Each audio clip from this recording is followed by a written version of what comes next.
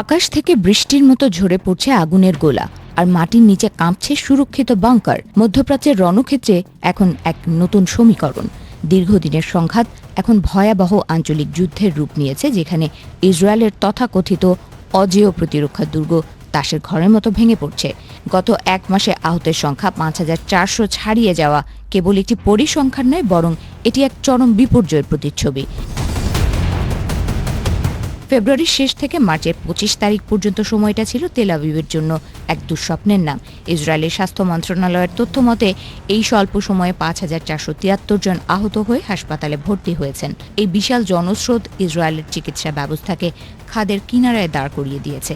যুদ্ধের ময়দানে সবচেয়ে বড় চমক হয়ে দাঁড়িয়েছে উত্তর দিক থেকে আসা প্রতিরোধ যোদ্ধাদের একের পর এক বিধ্বংসী আঘাত।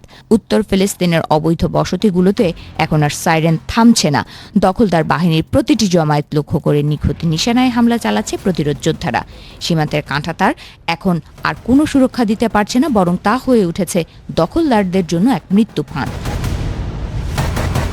অন্যদিকে ইরানের ক্ষেপণাস্ত্র কৌশলে এসেছে এক আমূল পরিবর্তন। সামরিক বিশ্লেষকরা বলছেন, ইরান এখন আর শত শত মিসাইল ছুড়ে আকাশ ভরিয়ে দিচ্ছে না, বরং তারা বেছে নিয়েছে লক্ষ্যভেদী নিখুঁত হামলার পথ। পূর্ব ইরানের গভীর পাহাড়ের নিচে লুকিয়ে থাকা গোপন ঘাঁটি থেকে ছোড়া ক্ষেপণাস্ত্রগুলো এখন ইসরায়েলের রাডার ফাঁকি দিয়ে সরাসরি আঘাত হানছে স্পর্শকাতর স্থাপনায়।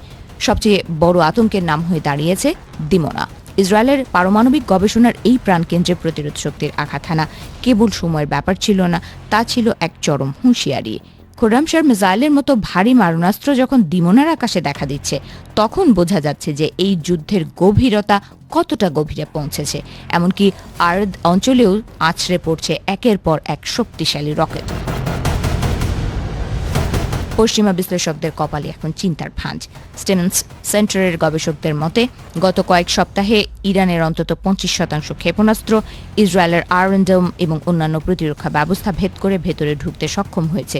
ইন্টারসেপ্টর বা প্রতিরোধমূলক মিসাইলের মজুদ ফুরিয়ে আসা এবং রাডার প্রযুক্তিতে বিঘ্ন ঘটানো, সব মিলিয়ে ইসরায়েলের আকাশ এখন কার্যত অরক্ষিত। ইসরায়েলি নিরাপত্তা কর্মকর্তাদের মতে এখন হাহাকার শুরু হয়েছে। তাদের স্বীকারোক্তি অনুযায়ী ৩ থেকে ৫,০০০ ক্ষেপণাস্ত্রের একযোগে আক্রমণ সামলানোর ক্ষমতা বর্তমান প্রতিরক্ষা ব্যবস্থার নেই। গত বছরের যুদ্ধের পর ইরানের যে অস্ত্র ভাণ্ডার ধ্বংস করার দাবি করা হয়েছিল, তা যে চোখের পলকে আবার পূর্ণ হয়েছে, সেটা এখন দখলদারদের জন্য এক যন্ত্রণাদায়ক বাস্তবতা। ২৫০০-এর বেশি ব্যালিস্টিক মিসাইল এখন যে কোনো মুহূর্তে ধেয়ে আসার অপেক্ষায়।